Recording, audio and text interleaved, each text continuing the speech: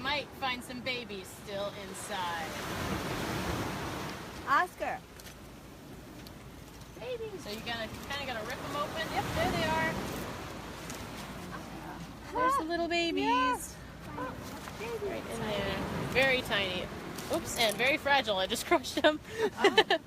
But yeah, there's little tiny babies. There could be 20 a to lot of babies in each little thing. yes, You want 20 some to in your 50 cup, Oscar? In each one. Wow. in each one. So we're talking about thousands of babies just in this one Oh, boy. length of egg casing. So you can see this end is the one that they attach down into the substrate. The mother will insert her foot under the sand and try to find something hard to attach to. She'll attach that into it and then start laying it. And the laying process takes like 8 to 10 days. So it's 8 to 10 days of laying Huge this. for the size of the I know. See, it doesn't all fit in there at one time. So Okay. they produce it over that 10-day period. And That's then a lot of work. Right. and How big is the shell? This shell is pretty big. I would say, you know, maybe it's got to be over 6 inches long.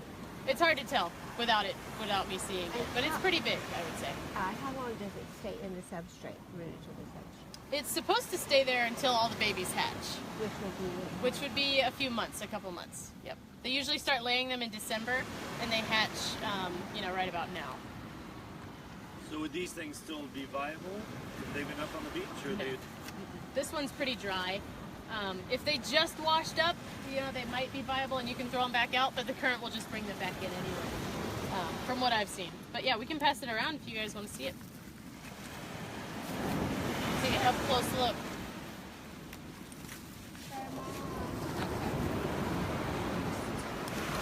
We've got an arc shell that's still attached. Cute. See, little guy, and this is a dark seraph. a seraph? Uh-huh. Seraph, yeah. Oh, I'm sorry. Okay, no. It's okay. These guys are cute. No, very cute. So that's one of the one opening ones. That, Yes, yes. So this is a gastropod. oh yes, they're just small. Right. I mean, Yes. Very tiny opening. So the only point, or the only purpose that this part up here, this fire serves, is to just house the entertainment. yeah.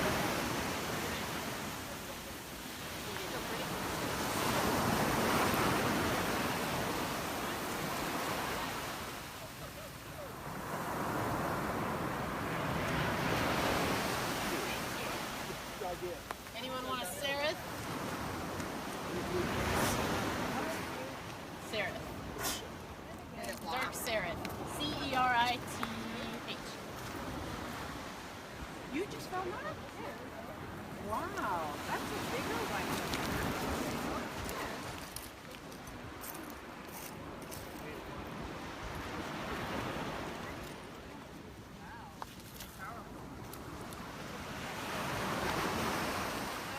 Little baby fighting pond. Nice.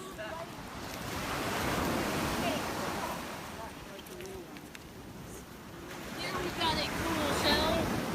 So this That's is a called baby fighting an pond. Atlantic slipper snail. And it's a snail, so it's a gastropod, but it looks like it would be a bivalve, right? Looks like if it would have another half. But underneath there's that little tiny membrane there.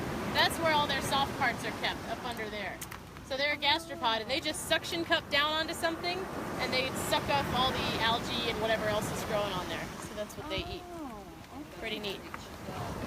Anyone want him? Anyone? Going once. Do you want this one, buddy? Going twice. Sold. Oscar, that's a very cool one. It's an ale.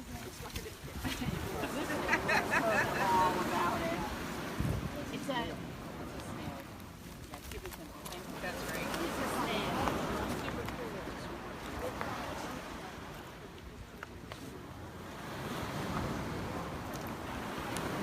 Oh, there's a piece of a turkey wing down there.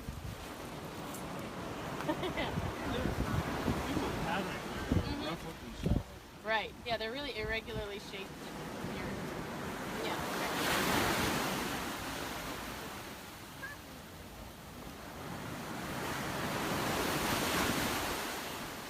All right, here comes a good pile. Let's see what we can find in this.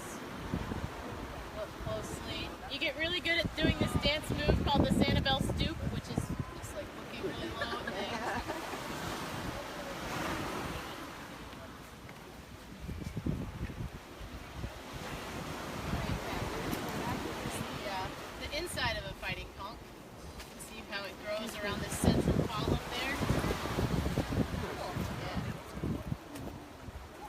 find the insides of stuff. Oh, you've got a really good shell there. No, this.